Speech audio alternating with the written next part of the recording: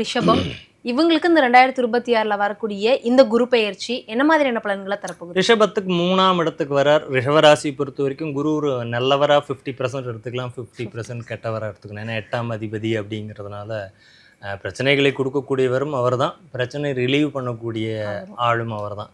குருனாவே எப்பவுமே வாத்தியார் நம்மளையெல்லாம் பிரச்சனை கொடுக்காம இருந்தார், டீச்சரு ஹோம்ஒர்க் கொடுத்து நம்மளையெல்லாம் படுத்தினது தான். அந்த மாதிரி தான் ரிஷபராசிக்கு 3ஆம் இடத்துக்கு வரும்பொழுது என்னென்னா, மேசராசிக்கு எப்படி வேலை வாய்ப்பு ரொம்ப நல்லா இருக்கும்னு சொன்னோமோ, இவங்க வேலை வாய்ப்பு சார்ந்து கவனமாக இருக்கும்.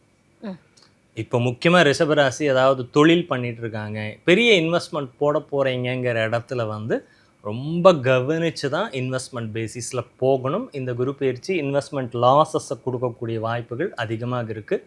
முக்கியமாக ரிஷபராசிக்கு திருமண பாக்கியம் கூடி வரக்கூடிய குரு பயிற்சி 7ஆம் இடத்தை பார்க்குறார். கண்டிப்பாக திருமணம் சார்ந்த விஷயங்கள் ரொம்ப அற்புதமாக வேலை பண்ணும். அப்போ வழியிலிருந்து வர வேண்டிய விஷயங்கள் நல்லாயிருக்கும். லாபம் அப்படின்னா இத்தனை நாள் கிடைக்கல, இனி நமக்கு ஒரு உருவாகுமானா திடீர்னு ஒரு லாபம், தந்தை வழி மூலியமாக கூட அந்த லாபம் கிடைக்கக்கூடிய வாய்ப்பு இருக்குது.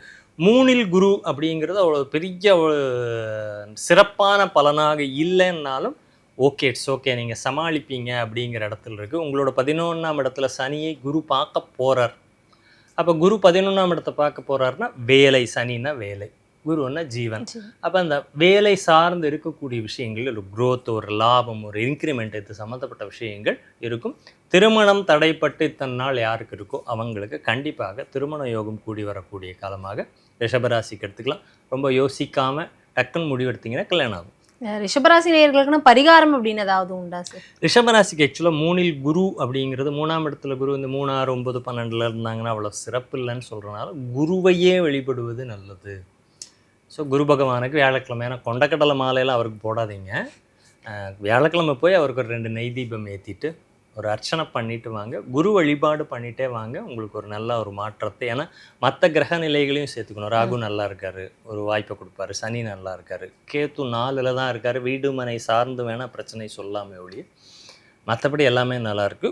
குரு 3ல் வர்றது அவ்வளவு சிறப்பான இடம் இல்லை. உங்களை 8ஆம் அதிபதி 3ல் வராருன்னா திடீர் ஜாக்பாட்டம் இருக்குது, திடீர் இறக்கமும் இருக்குது. அப்போ உங்களுக்கு இறக்கமாக ஜாக்பாட்டாங்கிறது உங்கள் ஜாதகம் நிர்ணயம் பண்ணும். அப்போ இந்த காலத்தில் புதிய முயற்சிகள் அப்படிங்கிறத கொஞ்சம் கம்மி பண்ணிக்கிறது நல்லது. 3இல் குரு வரப்போ நாம் பரிகாரமாக சொன்னோன்னா குலதெய்வ கோயிலில் மொட்டை அடிச்சுக்குங்க.